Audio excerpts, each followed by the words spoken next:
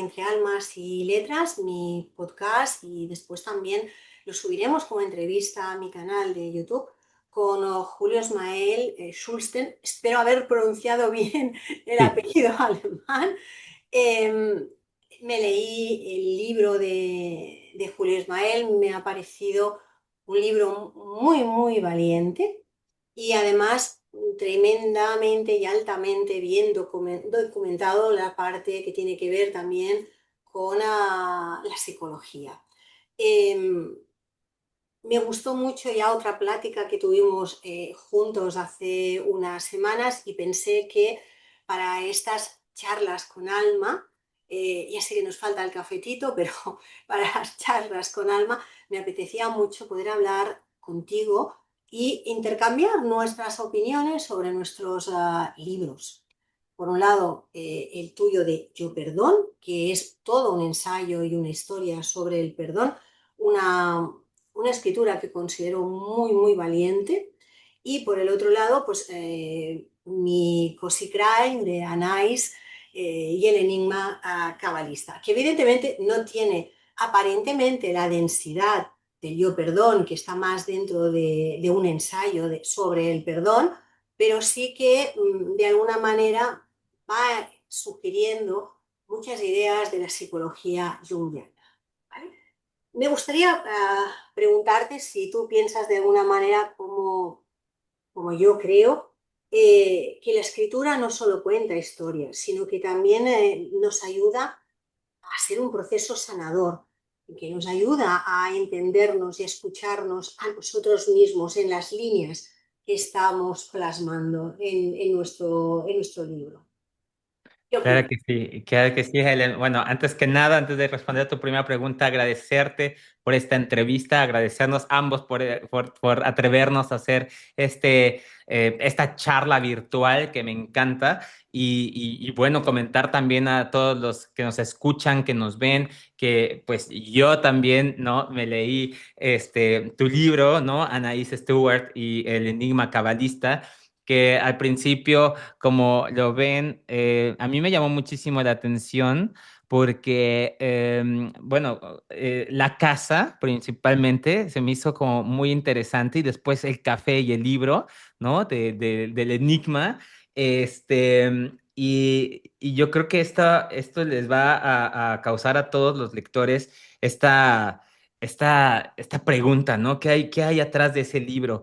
Y como comentas tú, quiero agregar que, pues bueno, primero al principio era como entrar, hace mucho que no leo novelas y de hecho no soy un hombre de muchas novelas, pero al empezar a leer el libro fue una sensación de querer leer más, ¿sabes? O sea, de querer leer más porque empezar a entender y a comprender y a visualizar a los personajes en Europa, en diferentes partes, me pareció fantástico y al ir leyendo, pues bueno, como comentas tú, o sea, empezamos a ver cierto tipo de arquetipos, llamémoslo así, junguianos, em, que es de lo que venimos a hablar el día de hoy, Helen. Entonces, ¿Sí?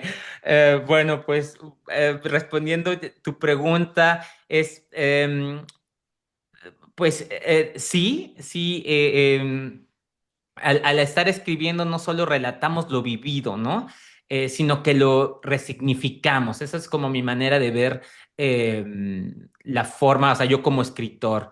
En mi caso, la escritura fue un espejo que me permitió entender mi dolor, darle un nuevo orden y transformarlo en fuerza.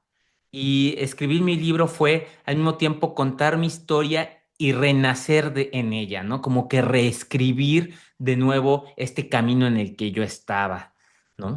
Hiciste algo que en psicología yo le pido muchas veces a mis pacientes que hagan, porque nuestras historias siempre son subjetivas, son como yo la he vivido. A lo mejor la misma persona que ha estado en esa situación, a lo mejor hemos sido cuatro o cinco, cada una la ha vivido y la ha interpretado de un lugar distinto. Por lo tanto, si mi subjetividad de aquella vivencia me está haciendo dolor, si yo la cuento desde una visión, desde un espectador distinto, puedo retransformar aquello.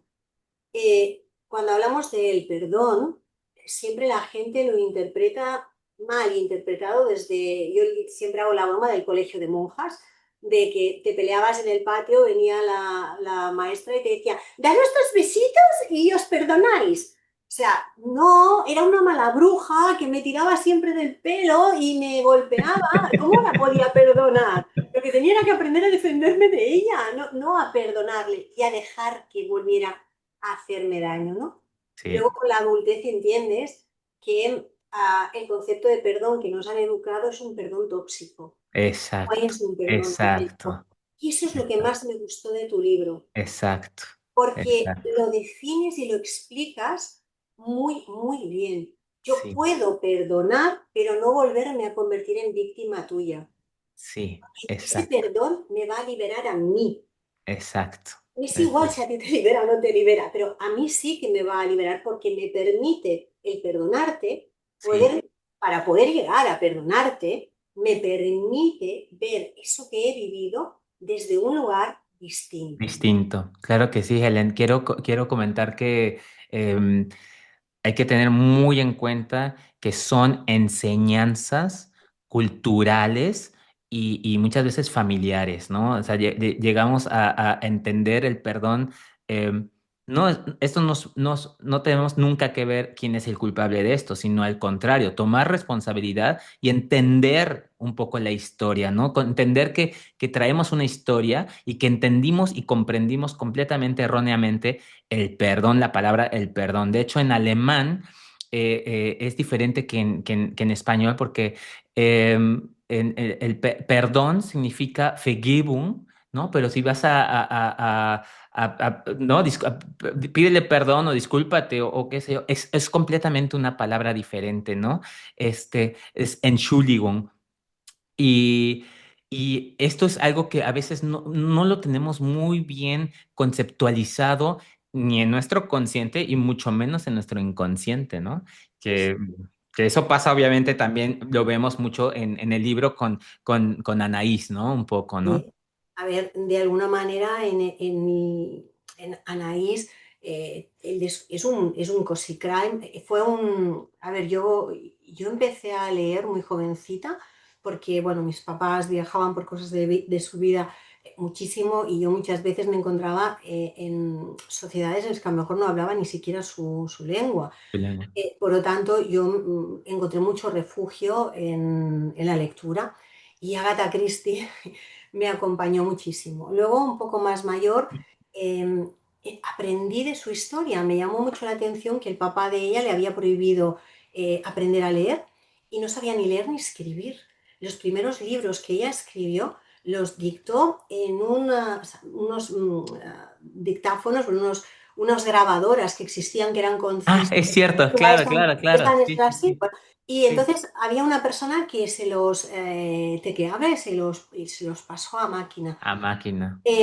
A mí esa mujer siempre me ha fascinado porque además ha tocado temas incluso en sus novelas como muy revolucionarios para la época que era, ¿no? Por ejemplo, Sí. la casa torcida Ujú. toca un tema que realmente para la época era impensable. Y el final, Sí, la solución que le da, sí, aún era más impensable. Por lo tanto, definitivamente. para mí fue una mujer que me fascinó. Entonces, para mí, escribir a Nice Stewart es realmente un homenaje a ella, ¿no? Qué interesante, Helen. Y cuéntame un poquito, vamos a una preguntita que se me acaba de salir, es ¿cómo se libera uno de una culpa que no es justa, pero se siente tan real? ¿Qué podrías comentar sobre esto? A ver, empezar a tomar conciencia. Em, yo muchas veces pido que me escriban relatándome por qué está la persona tan convencida de que tiene la obligación, y utilizo la palabra con conciencia, la obligación de sentir culpabilidad frente a ese hecho en el que a lo mejor ella es la víctima, ¿no? Claro. Muchas veces nos encontramos las relaciones de madres narcisistas con sus hijos o sus hijas, que ellos siempre se sienten culpables frente al dolor y el maltrato psicológico y físico muchas veces que están recibiendo de ese progenitor, ¿no? Entonces, claro, te vienen y ¿cómo puedo yo apartarme o tomar distancia? No digo contacto cero, pero sí tomar distancia y tomar distancia emocional si Sí, eso me hace sentir culpable. Porque claro, claro, me castiga con el silencio de hielo, hay una serie de dramas, de reproches que están ahí instalados. Entonces les pido que cada vez que sientan eso, escriban por qué lo están sintiendo. Y se pregunten por qué lo estoy sintiendo, en qué parte de mí lo estoy sintiendo, claro, qué me ha hecho sentirme así. Y claro, entonces la persona termina dándose cuenta de que eso es pura manipulación y que no tiene que sentirse de esa manera. por supuesto. Evidentemente aparece el enfado, pero yo también le hago entender que el enfado no ha de ser hacia esa persona que no sabe manejar las cosas de otra manera, sino hacia él por haberle cedido el poder. Que evidentemente, como somos niños, y no podemos no ceder el poder a nuestros padres, pero sí cuando somos adultos podemos quitarlos y ponerle una mirada adulta. Es que caemos mucho en esta parte, estamos muy acostumbrados a caer en el victimismo, ¿no? Es algo que obviamente también viene de la niñez. O sea, para mí en mi libro comento mucho la culpa, ¿no? O sea, la culpa que yo le doy es, aunque injusta, puede pesar como una cadena, pero Muchísimo.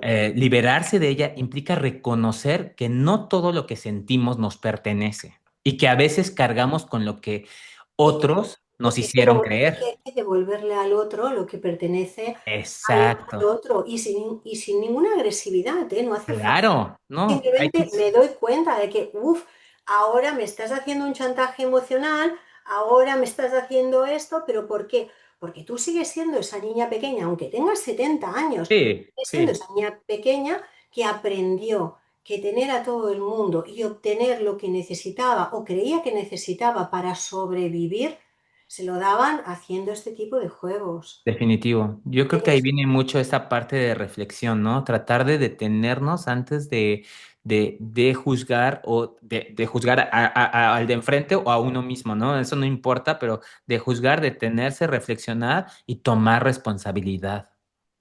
a lo largo de mi libro aparece esa culpa, aparece ese dolor, aparece el duelo de la protagonista porque su esposo ha fallecido en un accidente y ella tiene que seguir la vida y tiene que seguir la vida adelante sin él. Pero además el tipo de situación que ocurre lleva a entender la infancia, los engaños, los silencios, pero también los traumas del esposo. El Claro, esposo esos bloqueos, ¿no? Esos bloqueos. solo cuando ese esposo que ya no está pudo sanar, puede emprender una acción de restauración Sí, de culpa. Lo que pasa es que fallece y al final ella se encuentra sin comerlo ni beberlo, con, yo le llamo la patata cocida, con la patata cocida entre sus manos, de terminar esa restauración por él y por otras víctimas. claro, claro. Y para mí el libro, por eso cuando leí el tuyo y pensé que tú estabas leyendo el mío, pensé, caray, qué sincronicidad, ¿no? O sea, de alguna manera estamos hablando de nuestro sentimiento de culpa del superviviente, pero por el otro De lado, la familia, de de la, la familia. ella tiene un conflicto con su madre muy grave, su mamá es una chantajista, entonces ella ha huido del país y ha estado viviendo en Escocia muchos años y se ha casado con un escocés porque ha huido del conflicto. Ujú, Claro, ujú. se lo ha pasado a su hermana, por lo tanto también hay la culpa hacia la hermana. Todo esto entorpece también la relación entre ellas. Y eso me lleva a una pregunta, o sea, ¿cómo reconciliarse con una familia que no supo amar como necesitábamos? ¿Qué comentas sobre esto, Helen? Mira, entendiendo principalmente que el nombre de madre, de padre o de hermano es un nombre al que le damos un peso Sí, mm, de dioses. cuando nuestros padres, nuestras madres, nuestros hermanos, nuestros tíos, nuestros abuelos han sido personas con sus mochilas, con sus traumas. Sí, Aquí en España, la generación de mis abuelos fueron protagonistas directos de la guerra civil. Mi mamá estuvo en el campo de concentración con 6 años de Francia, con su mamá y sus otros hermanos. Ella era la pequeña. O sea, todos ellos cargaron con unas experiencias muy concretas. A mi mamá se lo vendieron, o sea, cuando mi mamá vio la película de La vida es bella, se dio cuenta de que ella había estado en un campo de concentración y que no se había enterado, exacto. ¿vale? Sí, O son sea, los bloqueos, ¿no? Los bloqueos porque, que porque dejas allá atrás. además se lo hicieron de una manera vivir que, por ejemplo, yo tenía entre 5 y 6 añitos, que en el fondo no se dio cuenta de Qué pronto. Mira, impresionante. pero claro, ¿eso qué significa? Que ella nos ha transmitido a mi hermana y a mí una serie de conflictos no resueltos. Claro, claro, claro, Papá también perteneció a esa generación. claro. Entonces, ellos dos eran... Perdón, perdón que te interrumpa, Helen. O sea, hay que comentar también a los escuchas que no es que tu mamá lo hiciera conscientemente, todo esto es inconscientemente, hay que recordarlo mucho, ¿no? Nosotros aprendemos a ser quienes somos entre los 0 y los 20 años. Ahí Exacto, se cerrarán nuestros rasgos de personalidad, que no quiere decir que no se pueden cambiar, porque son rasgos, no claro, es lo que yo biológicamente soy. Pero eso se va a construir durante los primeros 7 años totalmente por lo que absorbemos implícitamente, ni siquiera explicitado, de las reacciones inconscientes de nuestros padres, de las reacciones de las personas más cercanas a nuestro entorno. Si yo tengo un hermano mayor, en este caso yo era el hermano mayor, ¿no? Si tenemos un hermano mayor de él mismo, o sea, de cómo él se relacione y se coloque conmigo, de cómo la propia familia le ha colocado con relación a mí. exacto. A mí me colocaron a mi hermana, como nos llevamos 10 años de diferencia, y yo la pedía mucho, yo quería un hermano, porque me sentía muy sola, evidentemente.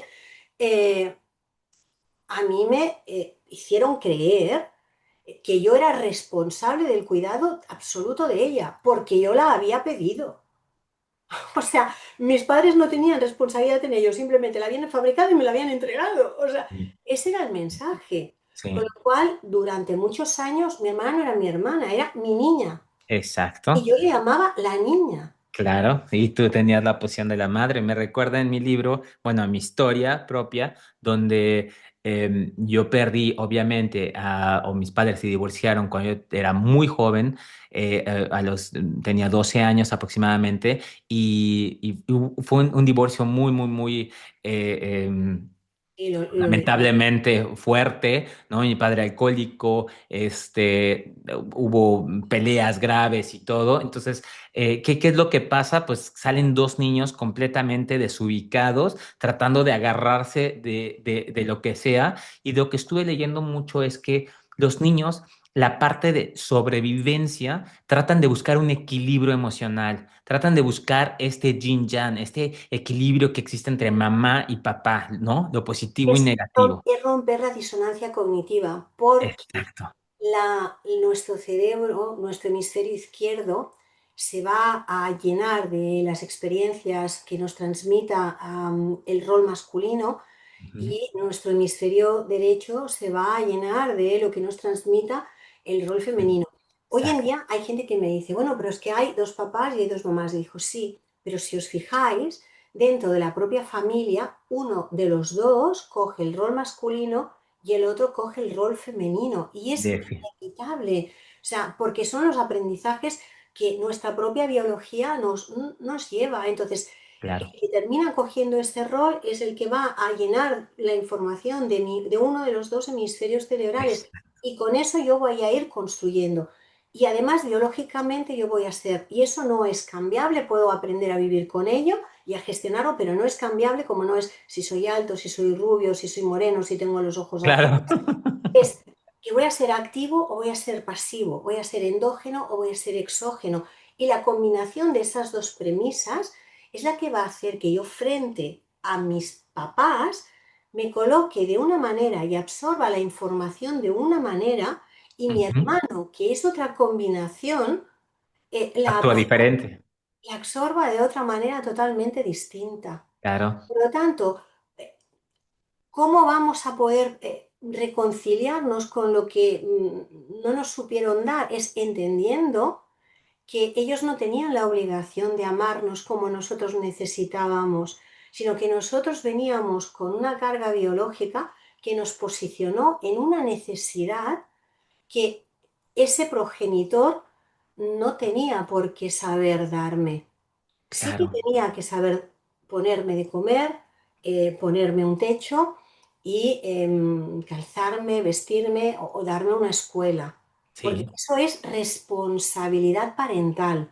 exacto, exacto. Pero el que supiera darme amor, porque era una mujer, cuando mamá odiaba a las mujeres, eh, yo no puedo pedirle. Ella venía con algo que no sabía ni que venía, por lo tanto, que hacía una autoexigencia sobre el modelo femenino muy grande. Sí, yo aquí agregaría únicamente, o mi percepción, mi visión es comprensión, ¿no? O sea, comprender las limitaciones nos libera completamente de las expectativas y nos permite sanar sin esperar que cambie la otra persona, ¿no? O sea, es un Pero proceso interno donde encontramos paz sí, al soltar esa exigencia, al soltarla, dejarla ir y al mismo tiempo tratar de estar echándole agüita a esa flor, ¿no? De amor, ¿no? Y ir alimentando ese amor, ¿no? esa, Y no co- al contrario. esa comprensión es la que nos va a hacer que nuestras relaciones de pareja funcionen. Exacto. Porque lo que estropea o lo que hace mucho daño en las relaciones son las expectativas que yo construyo de lo que el otro me va a tener que dar. Y yo Ujú. estoy dando lo que sé dar, pero puede Claro. ser que lo que yo esté dando al otro no le haga bien. Exacto. Tú en un momento del libro cuentas como no te dabas cuenta, como Sí. tú estabas encerrado en una actitud egoísta en relación a tu pareja y tu familia. Ujú. Y no lo veías, no te dabas cuenta. No. Luego, cuando te diste cuenta y reaccionaste, pudiste modificar eso. Pero, Exacto. pero si tú no te hubieras dado cuenta nunca, a lo mejor tu pareja hubiera terminado rompiéndose. Claro, Y claro, eso es definitivo. estaríamos en otro final de En historia. otro final de historia, definitivo. Cuando yo puedo darme cuenta de las expectativas que yo le pido a otro, que no tengo derecho a pedir porque el otro no me ha de hacer feliz a mí, he de ser feliz por mí mismo, he de tener paz por mí mismo, he de estar en equilibrio por mí mismo. Exacto. Cuando yo dejo de esperar, todo lo que el otro me da es un regalo. Claro, totalmente. Y de hecho ahí fue el primer momento, ahorita que comentas, donde yo veo esta comprensión, ¿no? Que comentamos ahorita, esa comprensión y que es mentira muchas veces que digan que es muy difícil o dependiendo es que esto es un problemón que no se puede perdonar. O sea, esto es la mentira más grande que existe, yo creo porque el problema es este reflejo que uno mismo está teniendo, ¿no? O sea, no sé, yo lo veo así. O sea, no se puede perdonar, pero pregúntate tú mismo, ¿por qué no quieres perdonar, no? Exacto. Y yo esto, por ejemplo, en el libro de Anais lo reflejo en Fina, que es la asistenta, también en Beth, que es la persona que lleva la casa hacia adelante, y entonces como soportes complementarios al club de lectura. O sea, cada uno aportan un reflejo de sí mismos que si no hubiera esa no expectativa y esa tolerancia, y ese el aceptar al otro Como tal es. como es, o sea, no podríamos construir una verdadera familia. O sea, ella construye con ese club de lectura, con esos personajes que cada uno tiene sus edades, sus características, su nivel cultural, pero cada uno aporta algo. O sea, ella puede realmente crear ahí una auténtica familia, aunque no sea la suya propia de sangre. Eso te iba a comentar, ¿no? Que ahí yo vi mucho en ese libro,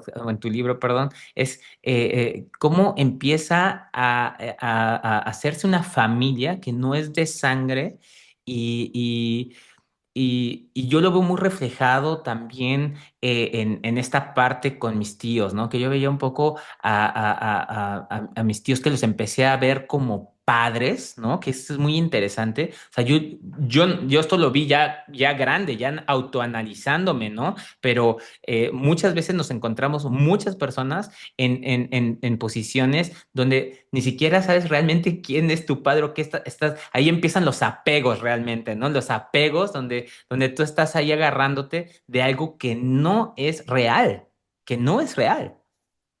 Pero que muchas veces pensamos que lo único real que hay es la familia de sangre. Exacto, Y a ver, yo quiero mucho a mi hermana y si mi hermana necesita cualquier cosa, yo estaré ahí, pero yo no la escogería como mi mejor amiga. Es claro, que no tenemos nada en común y somos hermanas y hemos tenido los claro. mismos padres, pero es que Sí, no tenemos nada en común. sí, Lo que a sí. ella le gusta, a mí me gusta. Entonces, la Me pasa relación lo mismo, ¿eh? Por eso me río, me pasa o sea, exactamente lo mismo. entonces, claro, cuando alguien me viene y me dice, no, es que yo quiero que mi hermana sea mi mejor amiga, ¿por qué ha de serlo? A ver, o quiero que mi madre sea mi mejor amiga. No, perdona, tu madre tiene que ser tu madre. Tú de amigas podrás escoger y tener las que sean y serán muy Sí, buenas amigas. Pero si tu madre se convierte en una amiga, has perdido una madre. sí. Tu hermana solo vas a tener las que tienes. Si la quieres convertir en una amiga, o sea, estás perdiendo una hermana. Acepta que es tu hermana, punto. Y, Si solo sí, tienes el plus de que os gustan las mismas cosas, pues mejor. Pero si no está, no pasa nada. No, no tienes que vivir amargado porque tu hermana no es como tú querrías que fuera para que pudiera claro. ser tu mejor amiga. Helen, aquí es muy importante, tal vez para los que nos escuchan o nos están viendo, estas preguntas reflexivas, ¿no? Que nos dicen, o sea, cada cuándo llamo a mi mamá o a mi hermana, cada cuándo me enojo con mi hermana porque no hace lo que yo quiero. O sea, o por qué me enojo con mi mamá. Mi mamá se enoja conmigo porque yo no le llamo todos los días. Entonces, estamos repitiendo esos bucles, ¿no? Sí, Familiares, del cual, o sea, es que mi mamá se enoja si no le llamo diario y yo le exijo a mi hermana que haga lo que yo quiera. sí. Es una cadena ahí. Aquí Anais recibe los reproches de la hermana porque la mamá le pone una cabeza así a Elisenda porque la otra hija, Anais, no la llama. Y entonces la otra no sabe pararle, poner límites a la mamá y está atada en un apego en el que no sabe cortar. O sea, y entonces se enfada con la hermana porque no la libera de esa carga. Y lo que Elisenda no se da cuenta es que de esa carga, aunque Anaís hiciera lo que ella quiere que hace, no la liberará nadie. Definitivo. Solo se liberará ella cuando ponga límites de una forma asertiva y de una forma sana a esa mamá controladora, dominante, miedosa, Ujú. eh, que necesita que el mundo gire alrededor de ella porque vive la vida con miedo. Sí, Entonces, definitiva. Ya acabas de responder esa parte, bueno, de comentar esta parte del miedo, ¿no? Que creo que es la base de muchas cosas que aquí yo en mi libro también comento, bueno, que nos basamos mucho en Jung, ¿no? Todo este umbral del miedo nos hace cometer tantas cosas ilógicas que ni siquiera estamos tratando de reflexionar uno con uno mismo, ¿no? Y nada más exigiendo y al mismo tiempo pues reprochándonos y haciéndonos víctimas de todo de este círculo de reproches, ¿no? Es increíble, mira, pero una de las cosas que a mí me llama mucho la atención, y si Jung estuviera vivo ya habría hecho un análisis sobre ello, es el famoso algoritmo de las redes sociales, ¿vale? Si yo miro las noticias que le salen a mi esposo, no tiene nada que ver con las noticias que me salen a mí, pero en cambio él y yo estamos de acuerdo en muchas cosas, ¿vale? Pero en cambio el algoritmo ha decidido reafirmarme en un tipo ujú, de pensamiento. ¿Por qué funciona esto? Porque nosotros tenemos un sesgo que se llama creencias irracionales y nosotros funcionamos por este sesgo. Entonces, ¿qué ocurre? Yo tengo una voz todo el tiempo en el lóbulo frontal derecho Ujú. que me va diciendo, venga, va, que tú puedes ser campeona. Esto si soy una persona que tengo una pequeña cheerleader dentro como voz interna. Pero en el otro lado, la otra voz es la que me dice, no lo estás haciendo bien, ¿eh? Exacto, Ahora te está cuidado. viendo la gente y verá que has hecho no sé qué gesto, qué van a pensar de ti. O sea, tendrías que llamar a tu madre aunque no la soportas, pero claro, es que no puedes decir que no la soportas porque mira qué mala hija eres una Exacto. mala persona, ¿vale? O sea, estas voces ahora las tenemos alimentadas en el exterior a través de lo que el algoritmo nos va soltando permanentemente. Entonces, claro, cuando a mí la gente me dice, ¿cómo es que se está potenciando este machismo tan rancio y tan random entre la gente joven? Eh, es que es muy fácil. Los muchachos y las muchachas de 14 y 16 años que están siguiendo a un tipo de influencers, no Sí, les entran otro tipo de influencers, solo les entran estos. Por sí, lo tanto, no ven otro discurso que les pueda hacer abrir la mente y cuestionarse. No, cuando yo estoy dentro de mi familia, yo estoy dentro de una secta. sí, O sea, mi cerebro está secuestrado, ¿vale? sí, Por las creencias de mi familia. Y yo, durante los primeros 20 años de mi vida, los creo universales. exacto. Los macarrones solo se comen de la manera que mi mamá las hace. Sí, Las zapatillas se han de ordenar de la manera en que mi mamá me ha dicho. sí. Las personas tienen que reaccionar de una manera determinada porque mi mamá dice que mi mamá, mi papá es igual, o mi abuela. Claro, no, no, no, no Dicen importa. que eso ha de ser, porque mi universo es mi familia. Y en las Claro. familias siempre hay un líder que marca lo que hemos de pensar. La oveja negra es la que rompe estos esquemas, pero a un precio Y muy caro. comenzamos a repetir patrones, que es lo que yo comento también en mi libro. O sea, yo, por ejemplo, me acuerdo, yo comento muy bien un pedazo que es que cuando yo tenía entre 12 10 años, yo me molestaba mucho que mis padres hicieran fiestas de familia los domingos y en la mañana tenerme que ir a la escuela. Pero curiosamente, cuando cumplo 19 20 años, en el mismo autoanálisis que hice a través de mi libro, me doy cuenta que comienzo a repetir patrones. O sea, yo ya estaba tomando los domingos con mis tíos, ¿no? Con mis tíos, yo ya estaba dentro, Ya ya estás estoy secuestrado, secuestrado, ya estás sin secuestrado. darte cuenta, ¿no? Ya estás Entonces, repitiendo. vale, entonces, claro, cuando, por ejemplo, a mí me llega un post, ¿no? De izquierdas y pone que cómo puede ser que un trabajador, que un no sé qué, un no sé cuánto, esté votando a aquellos que van en contra de él. No, es que ese trabajador no ve tu post. No, Y el post o sea, y el trabajador que está viendo tu post es porque está dentro del algoritmo de tu ideología. El que está dentro del otro lado, o sea, está solo recibiendo pues, de Vox y del PP. claro, Por lo tanto, la información que recibe siempre es la misma. Por lo claro, tanto, nos mienten unos y nos mienten los otros. Bueno, eso es una superficialidad muy grande. No, el otro tiene unos intereses y mira la vida desde un lugar. claro, Este tiene unos intereses y mira la vida desde ese lugar. El criterio es entender qué cosas de aquí son correctas, qué claro, cosas de aquí son correctas y lo que no, quitarlo.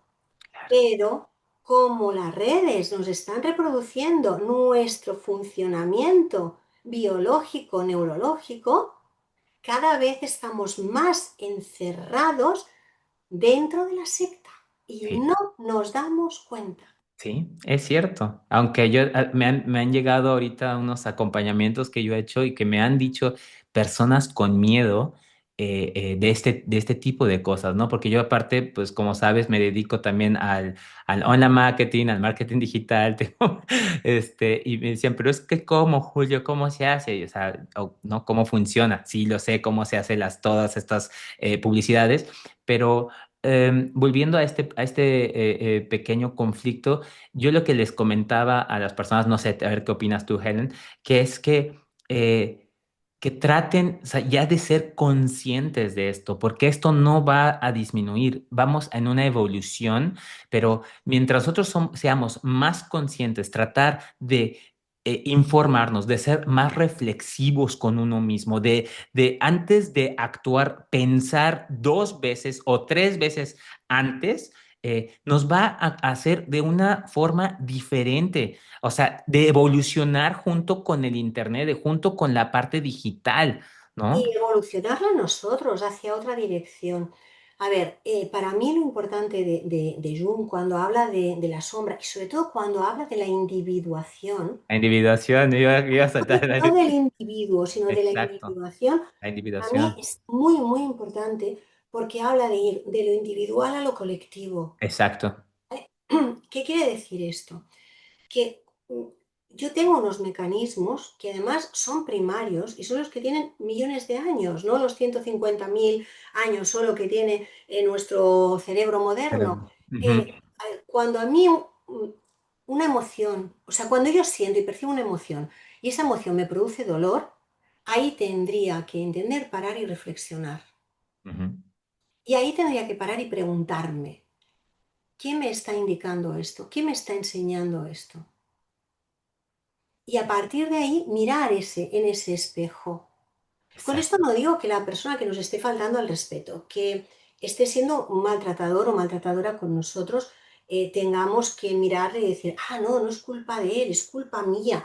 Ah, no, no, no, no, es lo que esta persona ha hecho me ha dolido mucho.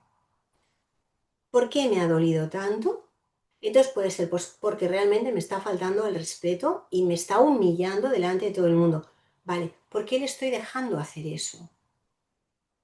¿Por qué le estoy dando el poder de que esa persona me humille y me haga dolor lo que me está haciendo?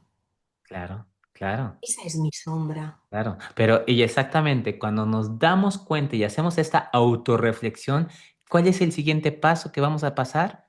Va a tener que ser, o sea, nos vamos a dar cuenta que nosotros somos causantes de nuestras propias cosas, nuestros propios conflictos que atravesamos. Y esto a muchas personas, incluyéndome en primer lugar, caemos en un victimismo en esta parte ok, chin, ahora fui yo soy el culpable, ¿y ahora qué hago? Bueno, en esta parte es donde viene el perdón. Sí, pero además hay una cosa que sí que me gustaría matizar porque se está utilizando muy a la ligera ese concepto de la psicología positiva y se está convirtiendo en un positivismo neoliberal en el que si a ti las cosas te van mal es que eres un pringao, o sea, porque si tú no fueras un pringao te irían bien, ¿vale?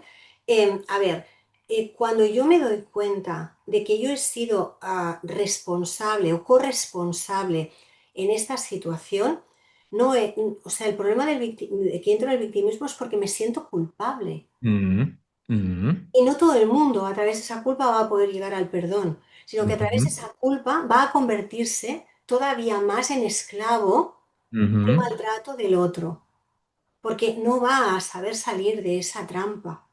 Y ujú, si yo soy el responsable de que esta pareja que tengo me pegue palizas, porque yo he participado en el juego de víctima-verdugo, ujú, ujú. entonces, pobrecito, porque la víctima tiene ese problema. O sea, Sí, que perdona sí, muy rápido, ¿vale? sí, Pero sin tener conciencia de que eso no es perdón, eso es sumisión, exactamente, eso es exactamente, sumisión, ¿vale? exacto. Entonces, ojo que a mí esa parte en Exacto. muchos libros de crecimiento personal, de autoayuda o incluso en charlas, me da un pánico terrible, Sí, porque ese tipo de personalidad sí. entiende que como es responsable de eso que le está pasando, tiene que someterse a ello. Yo Pero considero no, que aquí cuando uno, voy a hablar en primera persona como lo que me pasó a mí, que yo comento, es como cuando me di cuenta, lo primero que realmente hice fue leer mucho, darme cuenta que qué es lo que está pasando, dónde estoy metido, ¿no? Y después de eso, pides ayuda, pide ayuda profesional, porque no puedes irte ni con tu amiga, ni con tu hermano, ni con tu amigo. Es lo peor que uno podría hacer, digo yo. O sea, vas con una persona profesional que sepa un poco, ¿no? Sobre profundidad, psicólogos, terapeutas, acompañamiento emocional, y según la dimensión del problema, ¿no? Porque si es un problema muy grave, pues no vas a ir con un acompañante, vas con un psicólogo o un terapeuta ya más, con más Especializado en experiencia, trauma ¿no? o Ah, exacto. especializado en lo que Pero sea. en esa parte ahí viene esta parte de responsabilidad que tienes mucha razón, que uno no se tiene que hacer el macho, ¿no? En este caso, yo puedo con todo, ¿no? Además, eso es un error, ¿eh? Y no es de débiles pedir ayuda. Hay que Exacto, tener mucho valor para pedir ayuda, ¿eh? Que esto exacto, también es un concepto que a veces se pierde de vista. Lo que pasa que sí, ¿eh? Cuando hemos de tener en cuenta que yo tengo un sesgo, ¿vale? Por lo tanto, cuando yo leo un libro de crecimiento personal o de autoayuda, hasta que yo no soy consciente y no puedo salir de ese sesgo, iré leyendo las frases que me lleven a la culpa. exacto. Y lo que hemos de entender es que cuando yo me siento culpable, no estoy haciendo bien el trabajo. El La trabajo, sombra no es culpabilidad. La exacto, sombra es el reconocimiento de lo que no he podido realizar de una forma sana, exacto. pero no culpa. Si aparece la culpa, o tengo que pedir ayuda o tengo que revisar lo que estoy leyendo y cómo lo estoy leyendo. Exacto, exacto. Es muy buena recomendación porque definitivamente eso es algo que de repente ahorita están saliendo mucho en las redes sociales, todo este tipo de cosas, y que muchas personas realmente no son conscientes de lo que de la información que están recibiendo. Y es una información con tanto poder que está mal recibida. O sea, porque no, esa persona que la recibió no tiene los otros conceptos que debería de tener para entenderla. Plantéate una persona con un trastorno obsesivo compulsivo, Claro, ¿vale? Según lo que esté leyendo, entrará en unos bucles sí, impresionantes sí, y aún se culpabilizará mucho más. sí. O O un un ansioso, ansioso, ¿vale? Entonces, claro, hemos de ser muy conscientes de que si yo tengo un problema de fondo, antes de lanzarme a la lectura desaforada, tengo que, pedir consejo a un profesional, que esa persona, yo tienes utilizo razón. mucho la libroterapia y la peliculoterapia y la series terapia, a mí me encanta, es más, en mis podcasts todos termino recomendando libros, series, películas que pueden acompañar lo que hemos estado hablando durante el podcast, o en mis blogs también siempre termino acompañándolo. ¿Por qué? Porque a veces una palabra, una imagen me puede hacer ver muy claramente lo que me está ocurriendo, y lo estoy Exacto, viendo como espectador, no en primera persona. Por lo sí. tanto, no hay culpa, hay insight, hay revelación, ¿vale? Entonces, Revelación, ¿qué es lo importante, no? Al final y al cabo es entender y comprender eso que viviste.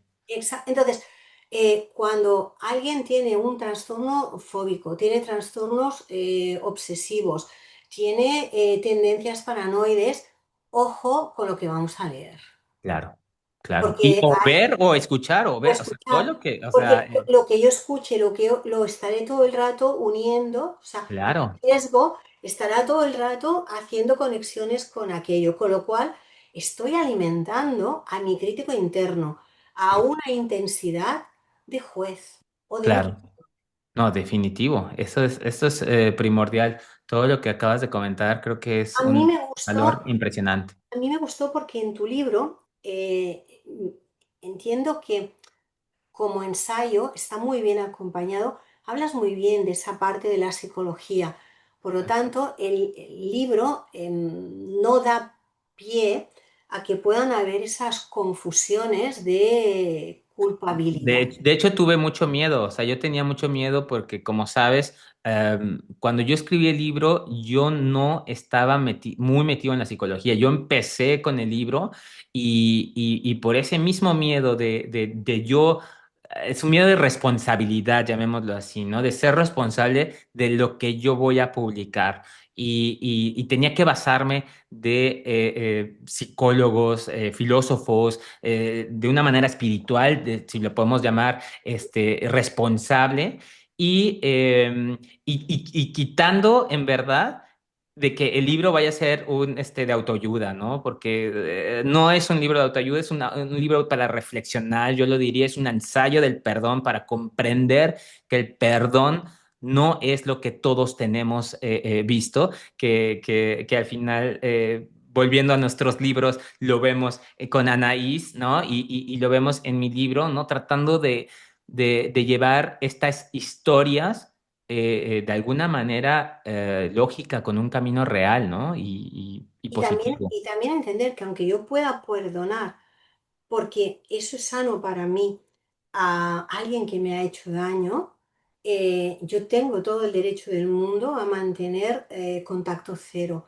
El Exacto, libro, en cierta exacto. manera, el final, me he dado cuenta que todo el mundo que lo ha leído me ha dicho, es que no, no lo pillé, no me lo esperaba, porque hay la reunión No típica. cuentes la historia, No, no no, no cuentes el cuento el final, final. no voy a contar el final. Pero cuando hay la reunión típica, ¿no? De que ella ya ha descubierto qué ha pasado, realmente nadie, o sea, me acuerdo que la lectora cero y el editor me dijo, el último capítulo tuve que volvérmelo a leer porque estaba ya con tanta pero ¿quién puñetas es? Dice que es que ni leí si había una coma de más, un punto de más, un no sé qué. O sea, me lo tuve que leer al final del tirón y cuando ya un texto pensé, ah, bueno, ahora lo corrijo. O sea, Sí, es cierto. evidentemente, o sea, es, puedo entender y puedo comprender, pero tú has de pagar lo que has hecho. Sí. Sí, sí, pero definitivo, volviendo a esta parte del perdón, que muchos cuando llegan conmigo, y me dicen, pero bueno, ¿cómo voy a perdonar si me hizo esto que, ¿no? O por cómo voy a perdonar si mi padre ya falleció, o cómo voy a perdonar si yo vivo en Alemania y mi familia vive allá, ¿no? Entonces, es muy cierto y lo planteo y lo pongo con bases que no es necesario tener presencia a la otra persona para poder perdonar, ¿no? Para poder sentirse uno bien Consigo mismo. y exacto, ¿no? Ni hace falta Me tener hace una falta. charla con el otro para decirle que no, es comprender que el otro hizo lo único que sabía hacer, que Sí, hizo daño, exacto. e incluso podía ser consciente del daño que estaba haciendo, ¿eh? Porque o sea, los psicópatas perversos narcisistas saben que están haciendo daño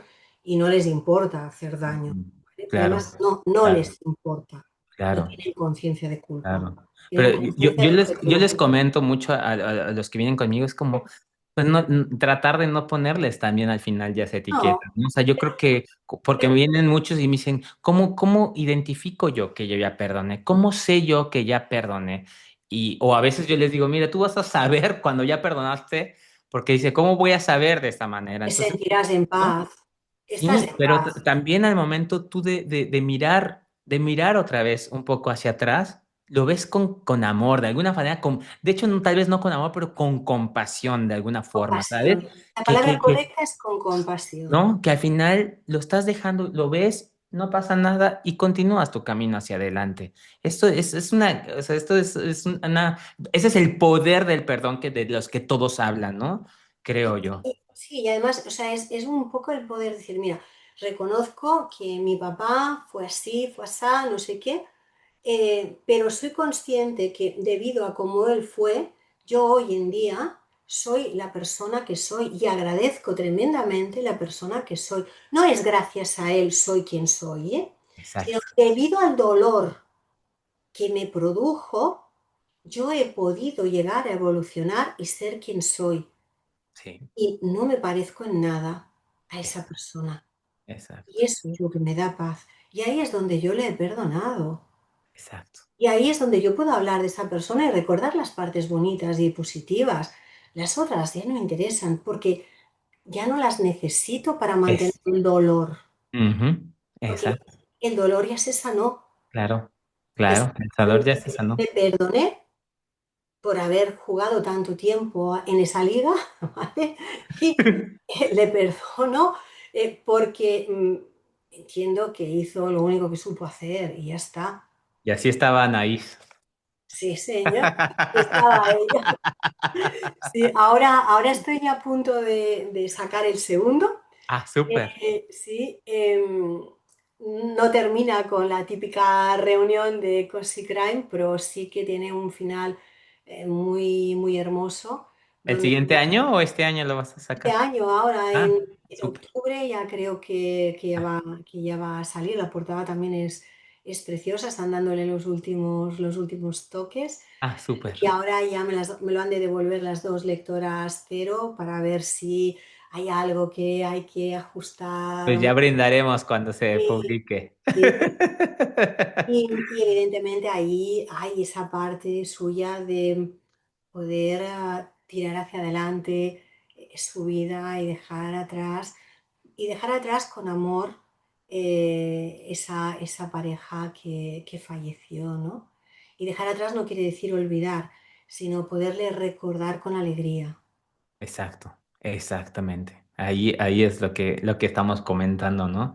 Pero pues yo creo que estamos a punto de finalizar. Sí, No sé si, bueno, antes que nada queremos recordarles a todos que tienen que leer nuestros libros, se los pongo aquí en pantalla, sí. ¿no? Y Yo tengo ahora de momento el tuyo aquí, el sí, mío no lo pongo. exacto. Y bueno, y esperemos que tener sus comentarios aquí en el podcast o en donde hayan visto o escuchado esta amena charla.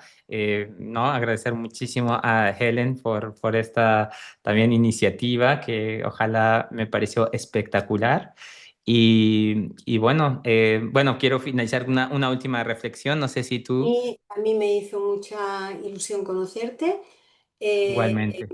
Y pensé que, bueno, podíamos hacer estas charlas desde el alma, ya que el podcast se llama Entre Almas y Letras, e ir teniendo de vez en cuando alguna charla de este calibre contigo de nuevo, Me con encantaría, claro que sí, yo creo que escritor. sí, ¿no? Teniendo temas ya más exactos y profundizar tal vez en algunos temas que confío que traigan muy buenos beneficios para todos nuestros, pues esto, nuestro auditorio, que es al final nuestra meta, ¿no? Y para mí, la meta de mis libros, porque todos tienen un trasfondo, que es el educar para una sociedad que sepa vivir pacíficamente, sin luchas, sin guerras. Y en concreto en esta novela de Anaís, para mí es el sanar las heridas familiares y personales, tanto de los que están aquí como de los que ya no están aquí. Definitivo, me Porque la encanta. historia en el fondo es sanar la herida de ella, la herida de los componentes del club de lectura a nivel de familia, incluso el pueblo tiene una dimensión viva, es también un alma dentro de la historia, con su alcaldesa histriónica y sus personajes también. Em, Poder llegar a sanar esas heridas familiares y personales para poder llegar a esa individuación, para poder Exacto. llegar realmente a esa vivencia en armonía colectiva. Definitivo. Yo, bueno, quiero cerrar con igual una reflexión y es el perdón, ¿no? Recordarles que el perdón no cambia el pasado, pero sí transforma la forma en que lo llevamos en el corazón. Es un acto de libertad que nos devuelve la paz y nos recuerda que siempre tenemos la posibilidad de elegir sanar. Sí, Muchas sí. gracias, Helen. Para ti y nos vemos próximamente. Venga, Julio.